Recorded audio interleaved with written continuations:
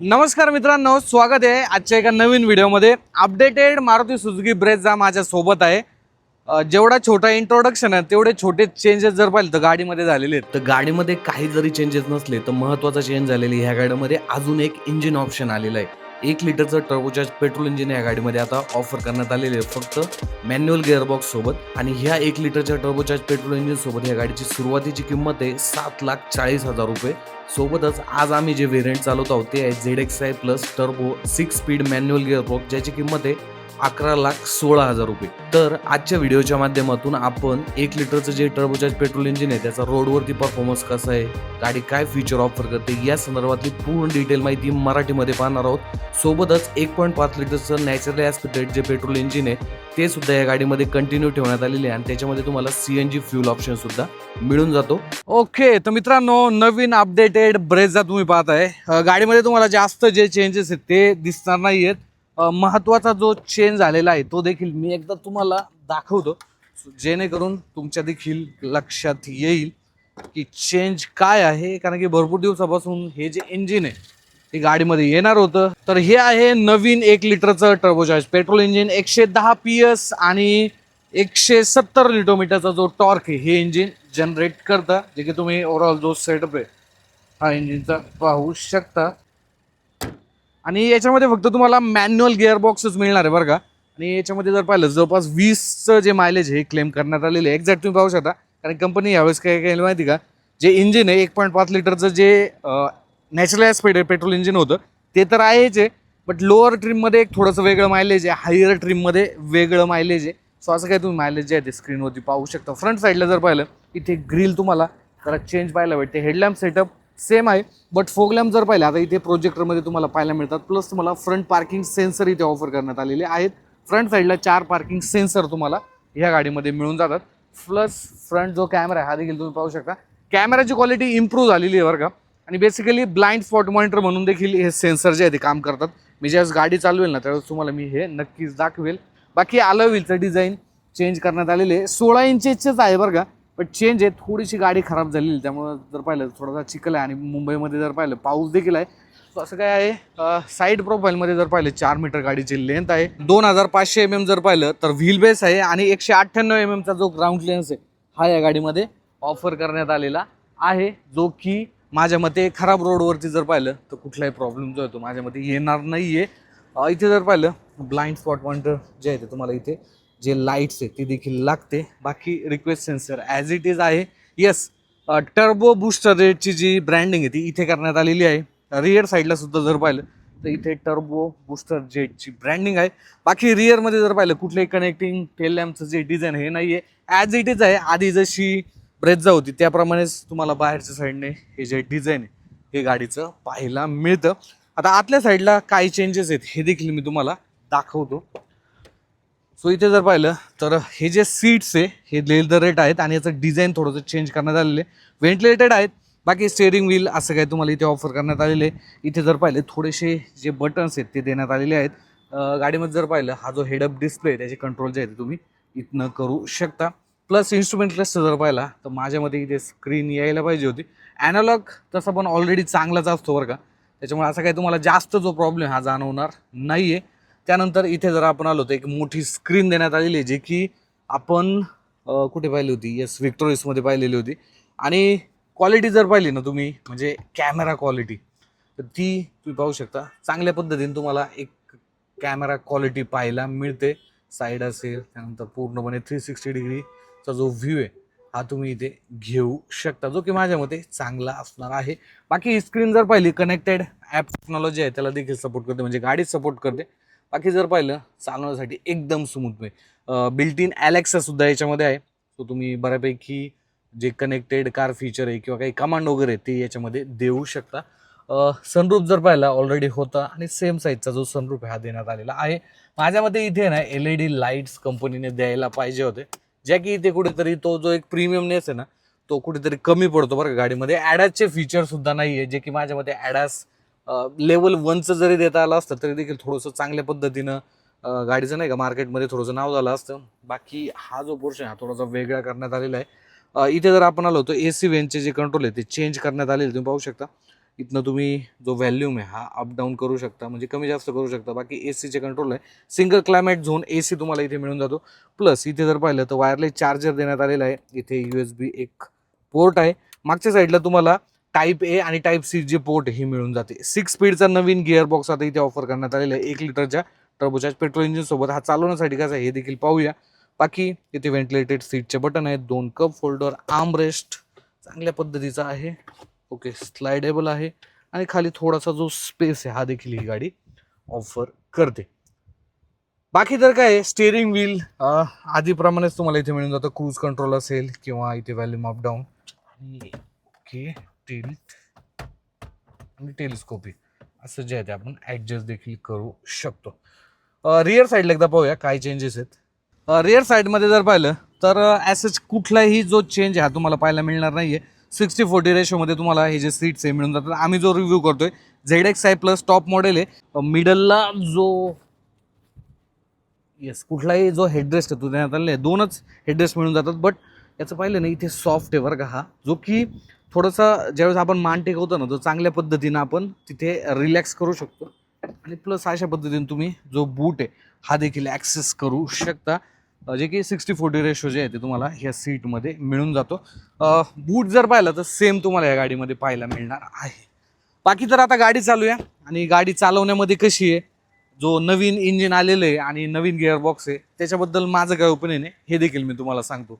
Okay, तर मित्रांनो आपण थोडीशी गाडी चालू आहे कारण की नवीन इंजिन आहे. पण यांनी काय केलं माहिती का, ह्या इंजिनसोबत आहे ना जो फक्त मॅन्युअल गिअरबॉक्स दिला 6 स्पीडचा. बाकी तर काय मला असं वाटत होतं की याच्यामध्ये जो ॲटोमॅटिक गिअरबॉक्स आहे तो द्यायला पाहिजे होता 6 स्पीडचा टॉर्क कन्व्हर्टर, जो की ते फ्रॉंक्समध्ये देतात. बट तसं काय अजून इथे ऑप्शन दिलेलं नाही आहे. बट हे इंजिन मी स्ट्रेट अवे बोलू शकतो की मारुतीच्या लाईनअपमध्ये जी पॉवर वगैरे आहे ना ती चांगली प्रोड्यूस करतो बरं का. इवन स्लो RPMला जरी तुम्ही विचार केला ना तर इथे तुम्हाला तो कॉन्फिडन्स येतो की गाडी नाही का स्ट्रगल वगैरे करत नाही. आता आम्ही जर पाहिलं तर 3 व्यक्ती गाडीमध्ये बसलेलो आहोत. सो इथे कुठेतरी तो एक कॉन्फिडन्स येतो तुम्हाला. आता आम्हाला हायवेला गाडी चालवण्यासाठी नाही मिळाली बरं का. म्हणजे मुंबई सेंट्रलला जर पाहिलं तर यांनी जो ड्राईव्ह आहे तो ठेवलेली आहे, जे की माझ्या मते मग तिथे कुठेतरी आम्हाला हायवेवरती नाही जाता आलं. बट तुम्ही जर विचार केला की स्लो स्पीड असेल किंवा सिटी जे ट्रॅफिक आहे नाही का तिथे कुठेतरी इंजिन चांगल्या पद्धतीनं जर पाहिलं तर काम करतं बरं का. जे की माझ्या मते मारुतीच्या ते किंवा जे कॉमन मॅन असतो ना की नाही का एक पॉवरफुल टर्बोचार्ज पेट्रोल इंजिन पण पाहिजे आणि एक मोठी आणि एक मोठी गाडीसुद्धा पाहिजे. सो त्यांच्यासाठी माझ्या मते एक चांगला जो ऑप्शन आहे हा असणार आहे. बाकी तर काय जी पॉवर आहे इंजिनची ती 110 PS आहे आणि 170 न्यूटनमीटरचा जो टॉर्क आहे ही गाडी तुम्हाला जनरेट करून देते. हेडअप डिस्प्ले आहे. आम्ही जे व्हेरियंट चालवते जे ZXi+ आहे टॉप मॉडेल आहे, ज्याच्यामध्ये ऑलमोस्ट सर्वच फीचर येऊन जातात. माझ्या मते ॲडासचे फीचर लेवल 1 मारुतीने ॲड करायला पाहिजे होते, जे की थोडंसं जसं पण आपण पाहतोय बाकीच्या कॉम्पिटिशनमध्ये जर पाहिलं व्हेन्यू असेल किंवा नेक्सॉन असेल या गाड्यांमध्ये तुम्हाला ॲडासचे फीचर पाहायला मिळतात. सो तिथे कुठेतरी ही गाडी ते फीचर मिसिंग करते. बट ओव्हरऑल एक रिलायबल प्रोडक्ट बरं का. कुठलंही फॅन्सी असं जास्त स्क्रीनिंग वगैरे नाही, प्रॉपर पद्धतीनं गोष्टी जे आहे ते ही गाडी काम करते. इवन हा जो डिस्प्ले आहे ना ड्रायव्हरचा तो देखील ॲनालॉग असल्यामुळं तुम्हाला असं जास्त जो फॅन्सी किंवा नाही का खूप अप मार्केटेड आहे अशी गाडी अशी वाटत नाही. जे की माझं पर्सनली तसं एक ओपिनियन आहे बरं का की ॲनालॉग जो स्पीडोमीटर हा कायमच एक चांगला ऑप्शन माझ्या मते असतो. स्टेअरिंग फीडबॅक जर पाहिला तर तो माझ्या मते चांगला आहे. आणि यस, या गाडीमध्ये एक फीचर जे आहे ते मला तुम्हाला दाखवायचं राहून गेलं, जे की आहे ब्लाइंड स्पॉट डिटेक्टर. आता हे काम कसं करतं माहिती का, ते देखील मी तुम्हाला थोडक्यात दाखवतो. फ्रंट जे पार्किंग सेन्सर आहे 4 फ्रंट पार्किंग सेन्सर आहे आणि मागे सुद्धा 4 जे रिव्हर्स पार्किंग सेन्सर आहे ते देण्यात आलेले आहेत. सो बेसिकली हे जर पाहिलं तर आता समजा मी एकदम पुढे जर गेलो ते पहा, तर मी ते आर्टिगाची तिथे थांबवते बरं का. हे पहा, राईट साईडचा जो पार्किंग सेन्सर आहे तो ऑन होऊन गेला आणि मग अशा वेळेस लेफ्ट साईडचं सॉरी, आणि मग अशा वेळेस काय होतं की तुम्हाला ते चांगल्या पद्धतीने येतं. सो मारुतीने ते खूप चांगल्या पद्धतीनं ते ब्लाइंड स्पॉट मॉनिटर असेल तर असे जे फीचर्स आहे ना हे आपण नॉर्मली कुठल्या गाड्यांमध्ये पाहतो, ॲडासच्या गाड्यांमध्ये पाहतो. ॲम्ब्युलन्स आलेली आहे बरं का, जागा देऊ द्या. येस. सो हे खूप महत्त्वाचं आहे, ॲम्ब्युलन्सला जागा देणं लक्षात ठेवा. आता ट्रॅफिकमध्ये ज्यावेळेस आपण ही गाडी चालवतो ना, तर तिथे तुम्हाला जो क्लच आहे तो स्मूथ आहे बरं का. असा जास्त तुम्हाला जो हार्ड क्लच आहे तो जाणवणार नाही आहे. बट अगेन तो एक पॉईंट होऊन जातो की खूप अशा मुंबईसारख्या ट्रॅफिकमध्ये गाडी चालवायची आहे ना, तर तिथे तुम्हाला मग कंटिन्युअसली गिअर चेंज असेल. हां, या गाडीमध्ये गिअर चेंजचं आपण रेशोबद्दल थोडंसं बोलूया. असे स्टॉप अँड गो ट्रॅफिक असेल ना, तर माझ्यामध्ये फर्स्टमध्येच गाडी जर पाहिलं तर चांगल्या पद्धतीनं तुम्ही ऑपरेट करू शकता. सेकंड गिअरवरती जर पाहिलं तर थोडंसं जे तुम्हाला क्विक पुढे जाते गाडी आणि थोडासा स्ट्रगल देखील जाणवतो. सो माझ्या मते तिथे तुम्हाला जो फर्स्ट गिअर आहे तोच एंगेज करावा लागतो.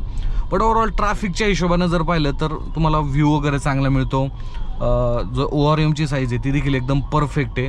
त्याच्यामध्ये तुम्हाला असा कुठलाही जो व्ह्यू आहे हा ब्लॉक वगैरे होत नाही, जो की माझ्या मते चांगला आहे.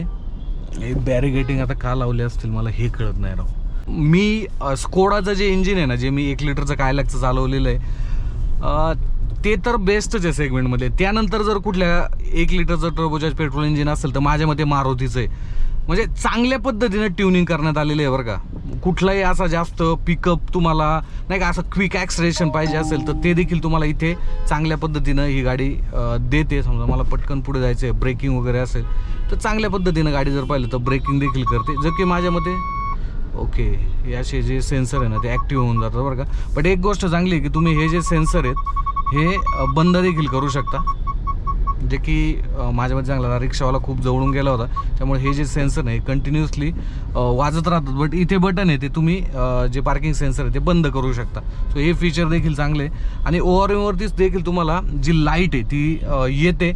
सो जेणेकरून अशा पद्धतीने तुम्ही गाडी जे आहे ते चालवू शकता. आता मायलेजचा जर विषय आला तर कंपनीने 20.47चं जे मायलेज आहे ते क्लेम केलेले आहे.